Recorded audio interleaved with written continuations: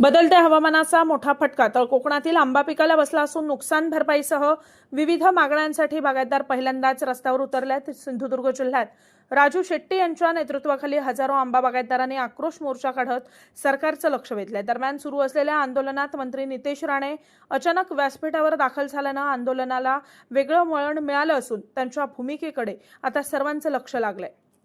इथं आपले पालकमंत्री राणे साहेब आले। अरे वा, सरकारला बोलवल्यावर सरकार आलं, धन्यवाद। पण मी सरकारला एवढीच विनंती करतोय, सरकारनं आम्हाला नाराज करू नये। मायबाप सरकारनं आम्हाला नाराज करू नये। सरकारला आम्ही भरभरून साथ दिली आहे, सरकारला आम्ही भरभरून कर दिली आहे। आणि काही लोकांना काही टेक्निकल जे मागण्या आहेत ही जी नैसर्गिक आपत्ती आहे, या नैसर्गिक आपत्तीला शेतकरी जबाबदार नाही आहे। या आपत्तीला शेतकरी जबाबदार नाही आहे।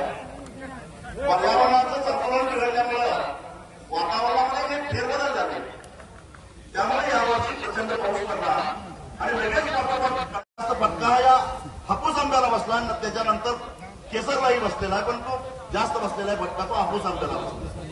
हीच परिस्थिती काजूची झालेली आहे। आणि हे जे वातावरणामध्ये झालेले बदल आहे त्याला शेतकरी अजिबातच जबाबदार नाही, परंतु शिक्षा मात्र एकट्या शेतकऱ्याला मिळते। तेव्हा हे जे शेतकऱ्याच्या डोक्यावरचं ओझं आहे, हे जे शेतकऱ्याच्या डोक्यावरचं